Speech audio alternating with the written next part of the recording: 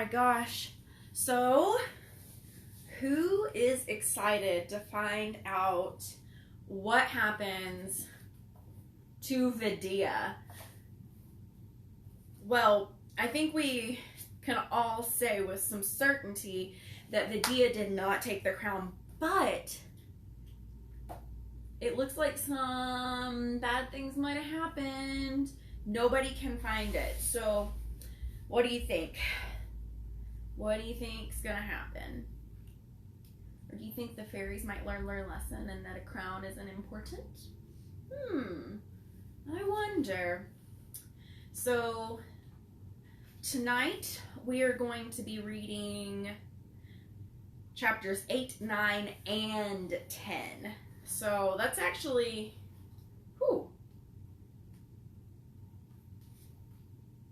that's pretty long actually. Look at it. Maybe I won't do it. You know what? I might just do 8 and 9. Because look how thick chapter 10 is. Is that all? Oh, no. There are a bunch of pages at the end. That's a sneak peek. Okay, so yeah, we'll do 8, 9, and 10. Goodness. All right. Limpia had no idea who had used that balloon carrier next. But she did have one more piece to add to the puzzle. Yesterday, lots of laundry talent fairies were washing and folding tablecloths for the Queen's arrival day party. Limpia remembered. They loaded all the clean tablecloths and napkins into balloon carriers. When the celebration setup fairies came to pick them up. Limpia shrugged. Maybe one of them took the carrier with the pouch in it, hidden under all the clean laundry, she suggested. Prilla thanked Limpia for her help. Vidia was already halfway across the room, headed for the door. Hey, Vidia, wait up, Prilla called as she chased after her. Vidia waited outside the laundry room for Prilla. We've been at this all morning, Vidia fumed, and we're still no closer to finding the crown. Prilla smiled. She patted Vidia on the back. Sure we are, Prilla, Prilla said encouragingly. We're hot on the trail. We're putting all the pieces together. We're solving the mystery. Prilla's blue eyes twinkled. And you've got to admit, it's kind of fun. Vidia pursed her lips and squinted at Prilla. Then, without a word, she turned and zipped off down the corridor. But before she did, Prilla thought she saw a tiny twinkle in Vidia's eye, too. They tracked down the celebration setup fairies in the tea room. When they weren't setting up for a big party, they helped the kitchen fairies with the setup of meals. As Prilla and Vidia entered the tea room, some were setting the tables for lunch. Others were carrying dishes and trays out of the kitchen and placing them on a buffet table. Prilla's stomach growled. She knew she might not have the chance to eat for the rest of the afternoon.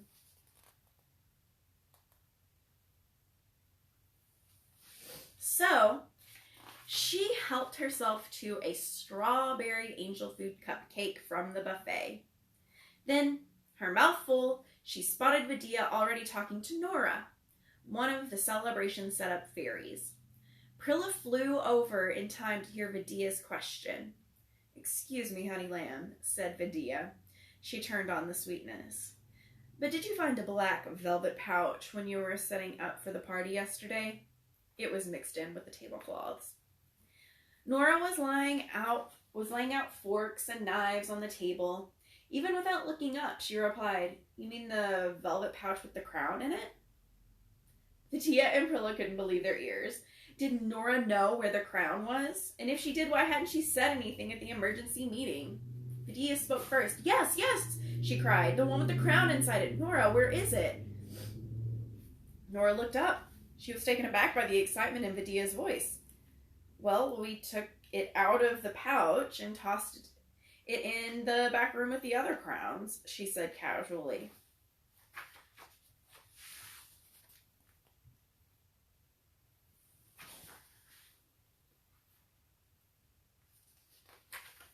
Now, Vidia and Prilla were really confused. What other crowns? Prilla asked. The crowns for the party, Nora replied. She put the spoons down on the table in a pile. She flew away and waved for Vidia and Prilla to follow. Come on, I'll show you. Nora led them out of the tea room and into the dining hall where the party would have been the night before. A balloon arch still framed the doorway. The tables were still draped in gold and lacy spiderwebs. Everything was ready for the party that hadn't happened. In the far corner of the dining room hall was a small door marked storeroom. Nora flew directly to it and opened the door. Then she stood to one side to let Vidia and Prilla go in first. The room was dimly lit by natural light from one small window high on the wall. At first, Vidia and Prilla could only just make out the rough outline of items in piles on the floor. Then, as their eyes adjusted to the light, the forms became clear. There before them were stacks and stacks of shiny, glittering crowns, and every one of them looked exactly like Queen Rhee's. They look good. Almost real, don't they? Nora said proudly. She pointed to the crowns piled in the storeroom. What? Prilla replied. Her head was spinning. What do you mean, almost real? Nora picked up a crown from one of the piles. Well, they're fakes, of course, she began. For the arrival day party, we had them made to look just like Queen Rhee's real crown. Yesterday evening, we were going to put one at each seat. Each fairy could wear it during the party and take it home as a party favor. Nora smiled and put the fake crown on her head. Good idea, huh? Vidia and Prilla said nothing. They just stared at the fake crowns with wide eyes. So Nora went on. But when the queen announced that the real crown was missing, Nora shot a quick glance at Vidia, and the party was called off. We left them here. Nora took off the crown from her head. She put it back on the pile. Now we're not sure what to do with them.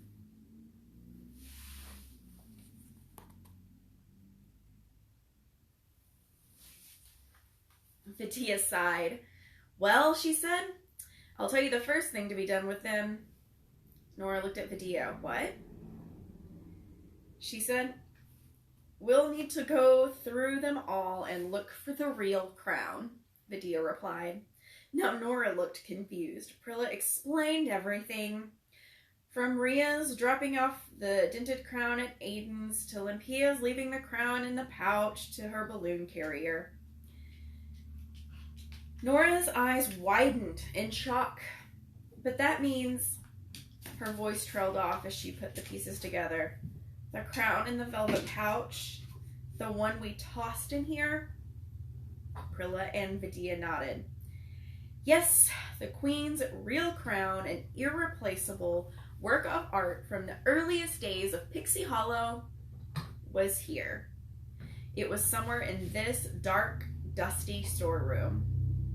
How in the world would they find it, mixed in with hundreds of fake crowns that looked exactly like it? Nora, Prilla said at last, who made the fake crowns? Who figured out how to copy the real thing so well? Dupe, Nora replied. You know he's one of the art talents. He spent a lot of time getting it just right.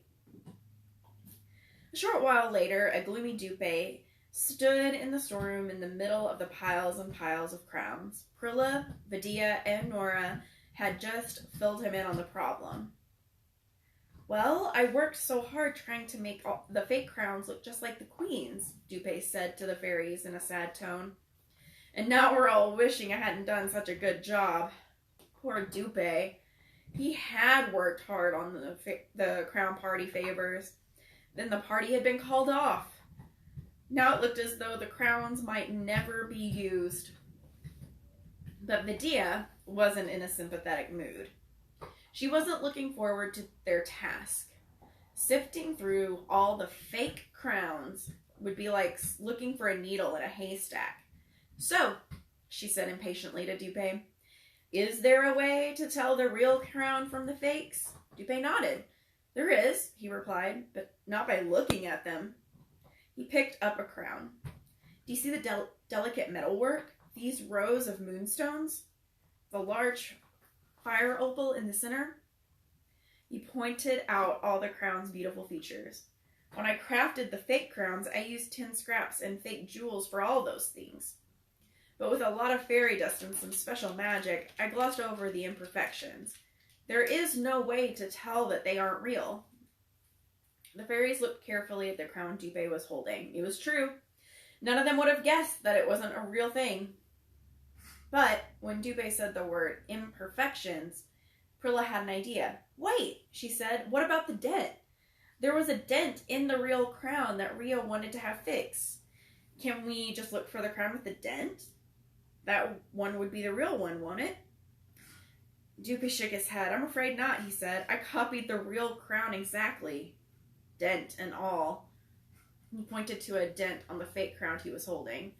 Of course, in time, the magic will wear off, he went on. The fake crowns will look like what they really are, just some scraps of metal with hunks of quartz and a colored pebbles stuck onto them. But that wouldn't happen for months. They needed to find the real crown now.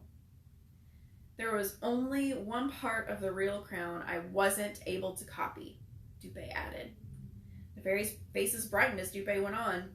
When it's placed on someone's head, the real crown magically changes its size to the wearer perfectly, he explained.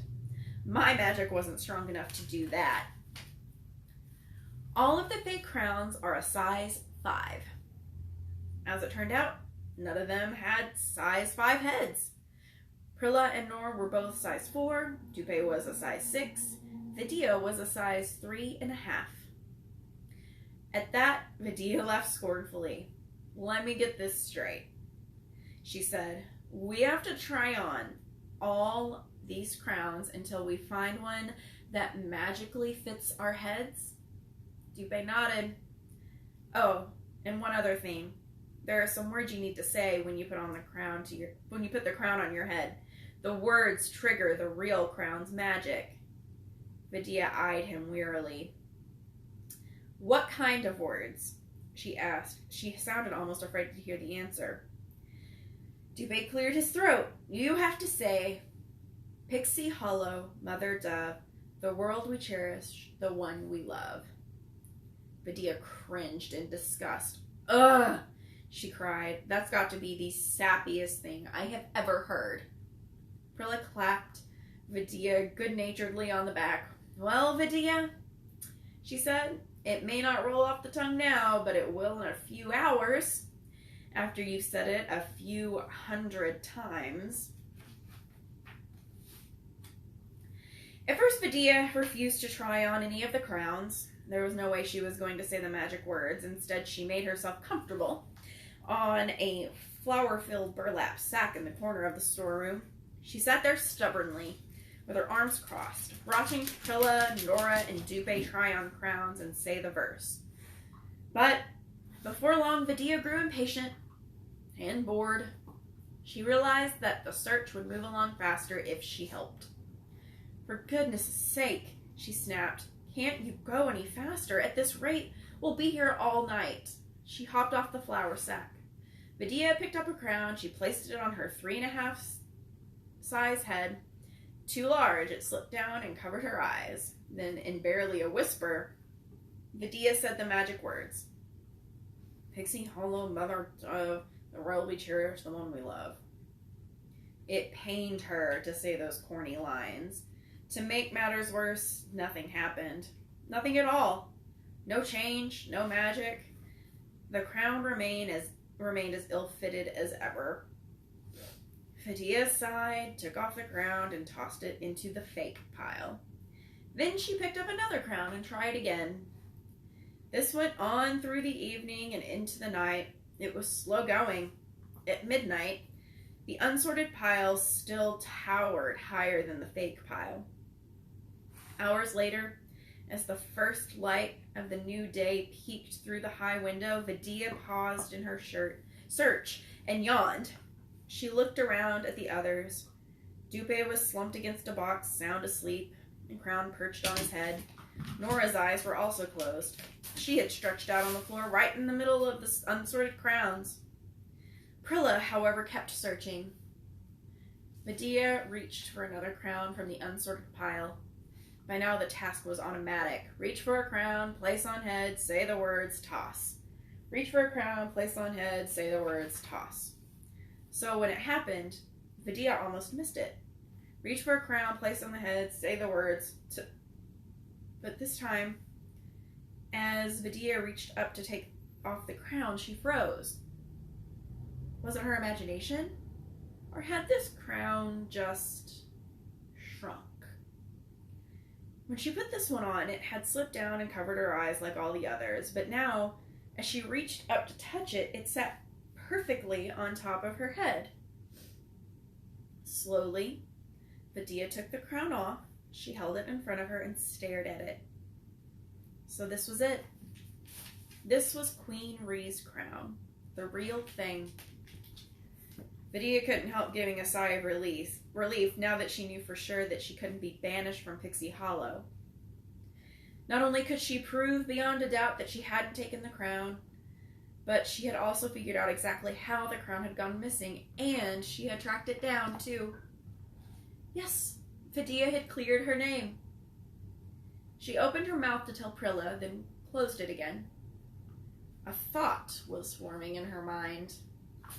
Her relief had been so strong at first that it had blocked out every other different feeling. But now, those other feelings were coming back. Anger, bitterness, and something else too. What was it? A desire for revenge. Almost everyone in Pixie Hollow had believed Vidia had taken the crown. Now here it was in her hands. She could do whatever she wanted with it. So why shouldn't she go ahead and prove everyone right? Why shouldn't she steal it? She could probably steal it and get away with it. She could hide it from Prilla, Nora, and Dube. She could show up at her hearing and tell the Queen about their investigation, leaving out the part about how she found the real crown in the storeroom. Everyone else's story would cast enough doubt for Vidia to be found not guilty. And yet, she would have the real crown. Vidia hadn't said a word since she had made her discovery. She had also not taken her eyes off the crown. Now, finally, she looked up and across the room at Prilla. To Vidia's surprise, Prilla was staring right at her. In fact, it felt as though Prilla was staring right through her. Prilla knew exactly what was going on in Vidia's head. In the courtyard of the home tree, Queen Rhee tried to start the hearing. "Everyone, please," she shouted over the noise. "Please quiet down." Slowly but surely, the chit-chatting fairies and sparrowmen settled down. They had all come to hear what Vidia would say. Just as on the night of the emergency meeting, every spot that was comfortable for sitting, every toadstool and mossy mound was taken. Right in front of the home tree stood Queen Rhee. A ray of mid-morning sun shone through the leaves and fell on her like a spotlight. At the Queen's left, Vidia stood with her hands clasped behind her back. About 10 inches from Vidia, Prilla sat on a toadstool in the front row of the crowd and looked on uneasily. "Vidia," Queen Rhee said, "this hearing is your chance to speak to the charge against you. You have been charged with the theft of the royal crown." The Queen waved Vidia over, letting her take center stage.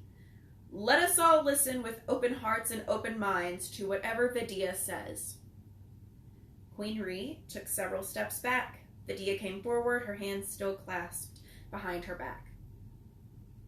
"Well," Vidia said in a loud, clear voice, "I really don't have anything to say." She took one hand from behind her back and held it out toward the Queen. In her hand was the crown. "I think this should speak for itself," Vidia added with a wry smile. A cry of surprise rippled through the crowd. "So she did take it!" Tinkerbell shouted. "She admits it!" came another cry from somewhere in the crowd. Banish her, someone else shouted. Queen Ree stepped forward to speak to the crowd. She held her hands up. Please, she cried. You must stay quiet during the hearing, otherwise I will have to hold it in private. Silence settled over the crowd once more. Queen Ree turned to Vidia, and she took the crown from Vidia's hand. I don't understand, said the queen. Don't you want to say anything about where you got this, or why you have it? Vidia shook her head. No, she replied. But if it's all right with you, my dear queen, Vidia smiled sweetly and bowed low before Queen Ree, I would like to call some others up to say a few words. The queen nodded. Vidia looked out into the crowd.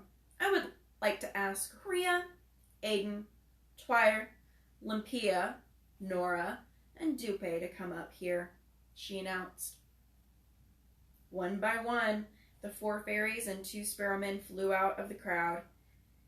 Each of them looked somewhat embarrassed as he or she stood next to Vidia. When all 6 of them stood facing the crowd, Vidia nodded at Rhea. Rhea, she said, be a dear and tell everyone what you did with the crown on the morning of the arrival day party. And so Rhea began. It was the tale of how the queen's crown went on a long and eventful journey all over the home tree. Timidly, Rhea told her part of the story. She had brought the crown to be fixed and had misunderstood Aiden's wave. If only it hadn't been in such a rush, Rhea moaned. Aiden picked up the story next. He told everyone that his earplugs had kept him from hearing Rhea. He described how Twire must have picked up the crown along with the scrap metal, and so on and so on. The tale was passed from one storyteller to the next, from Aiden to Twire to Limpia to Nora to Dupe. Each one explained his or her role in the disappearance of the crown. So, once I explained how to tell the difference between the fake crowns and the real one, Dupe said, wrapping up his part of the story, we all started trying them on. He shrugged and turned to Vidia, and eventually Vidia found it, the queen's crown. And that, it seemed, was the end of the story. Only Vidia and Prilla knew that one part, toward the end, had been left out. It was the part where Vidia had almost become the evil fairy that Minnie and Pixie Hollow had already thought she was. It was also the part where she had made a better choice. Vidia sneaked a sideways glance at Prilla. Prilla smiled at her, and a strange thing happened. Vidia smiled back at Prilla. It wasn't one of Vidia's fake, sickly sweet smiles either. It was a real, true sign of Vidia's gratitude for Prilla's help. Prilla knew there would be no thank you. She knew that from this moment on, she and Vidia would probably never speak of the matter again. She knew that the smile was all she would get. But it was enough. Queen Ree stepped forward to speak to everyone. Well, she said, I think that clears the matter up for me. I have no doubt that everyone here feels the same. She glanced around at the crowd. Everyone nodded in agreement. There's just one other thing, the queen went on. She stepped over to Vidia's side and laid a hand on her shoulder. Vidia, I owe you an apology, she said. We all owe you an apology. We accused you of something you did not do. We also owe you our thanks. You worked hard to find the crown and return it safely. Queen Ree turned to face the crowd. To celebrate, I would like to reschedule the party. The crowd cheered. Only this party will not be an arrival day celebration for me, the queen went on. It will be a party for Vidia, too. She looked questioningly at Vidia. Will you be our guest of honor? The queen asked. Vidia smiled. Really, Ree, you flatter me, she said. Her voice dripped with sarcasm. But frankly, I'd rather go on another wild goose chase around the home tree searching for one of your missing baubles than come to a party of yours. She smiled and took off into the air. Almost as one, the crowd gasped in shock at Vidia's rudeness to say such a thing when the queen had been trying to make everything better. But then again, Vidia had never been one to mince words. And that's the end. We finished Vidia and the Fairy Crown. Tell me what you think of the story in the comments. And we will get started with the next bedtime story. I think I'm going to do it on Tuesday morning. So what we're going to do is Sunday evenings, Tuesday and Thursday mornings for wake-up stories. We're going to have 2 wake-up stories a week and 1 bedtime story. That's what we're going to do. So I am glad that you guys all stayed with me for this story, and we will start the next one on Tuesday morning live. Or if you just want another bedtime story, you can always load it up here on my page and watch it for bedtime stories too. All right. Good night. Sleep well.